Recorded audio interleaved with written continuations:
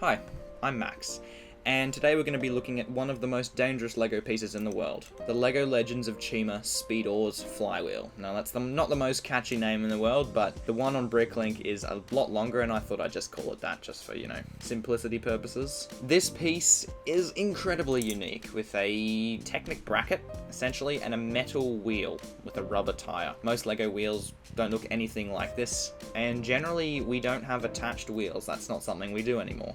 And even though it doesn't have the most fantastic name in the world, it was a lot of fun, and still remains to this day a lot of fun, because it could probably survive an explosion. The fact that it is metal kind of shows you that they were pretty serious about what they were doing. This thing is meant to collide with things, so they had to make it relatively tough. We had two generations of Speed Oars. We had the original, which is my personal favorite. Basically it was the flywheel with an added plate on top, so whichever character you were wanting to smash into a wall, for instance, this would be one of the eagles from the eagle tribe. We just attach that there. It's pretty simple, clips on nicely, and it will hold. You're able to put a minifigure in the back there, so you can pretty much put anyone you like in there. Unless it's Garmadon, in which case he probably wouldn't have the best aerodynamic effect with his extra arms and such. I'm lucky enough to have one of the original racing tracks. Folds out like that, so it's a big board. It's made of, that quality foam that they don't make anymore because they suck. I'm sorry, I'm a bit salty about LEGO's quality recently. It's been going downhill. So this is incredibly good, and I don't see why they can't make products like this anymore. You've got 2 by 16 plates there in tan. Very nice. You're able to clip obstacles onto those to, ram your Speed Oars through, and I suppose you get your ripcord right here, you pull it out, and you let it go. They're extremely fast, and that's why they're dangerous. If you own a lot of fine glass around your house, then don't buy your kids these. I know they were made ages ago, so you're probably not, but if you're like me and, you could collect old LEGO things, and, sometimes you're bored and you're like, let's see how high we can jump this up a wall, then just be careful. We've got the second model, and oh gosh, this makes me cry. It actually, aesthetically, it's gorgeous. So you've got, this is for one of the, oh gosh, what's the term? Phoenixes. A phoenix would sit in here, and it's got wings on it, which are really cool. I love those.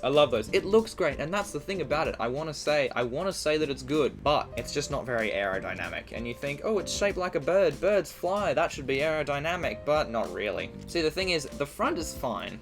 It's just when you actually go to let it off, it tends to rattle a lot. The wings hit the ground. In fact, the only way I've found to fix that is to completely flip them upside down, like so, and have them like that, so they drag along the ground. Now, yeah, that's a bit disappointing. Like, it's like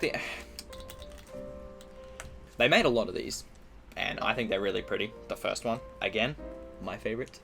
And you're probably thinking, oh gosh, Max, what are you doing? These were made a long time ago, 2013 to 2014. This is no longer relevant. Well, do you want to see more of this stuff right here? Absolutely gorgeous. Love them.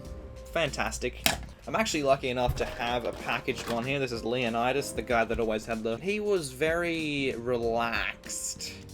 There you go. So we got the box there, very aesthetic, absolutely beautiful. You got the picture there of the set. You can see some of the bricks in the corner, so you see it on the shelf and you're just like, oh my gosh, I'm basically building it. I've almost got the bricks in my hand. This is crazy, Mum, you gotta buy this for me.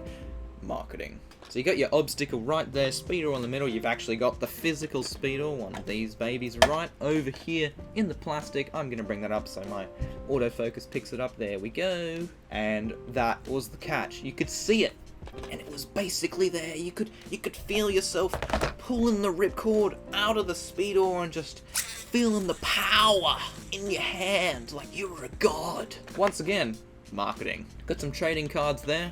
I've picked up a few. I'm kind of skeptical to open this. I'd like to keep it closed as an investment. Probably will never sell it because, I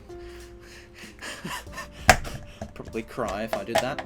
But they were fantastic LEGO sets, and still are today if you can pick one up. I think the cheapest one I found in Bricklink was $15. You will have to probably get some postage from the Netherlands. However, if you are interested, they are always there. Personally, I buy them secondhand, pick them up in conventions and stuff. Got a whole box of them there, over time, you just find them. It's like the spin jitsus, but that's another video. Anyway, here's some cinematic clips of Speedors, just because they're just beautiful. Put some music in there from Chima. Yep, cool. Sounds awesome. Alright, and that concludes our look back into the ancient history of the early 2010s. Thank you so much for watching. I will see you next week. Good night.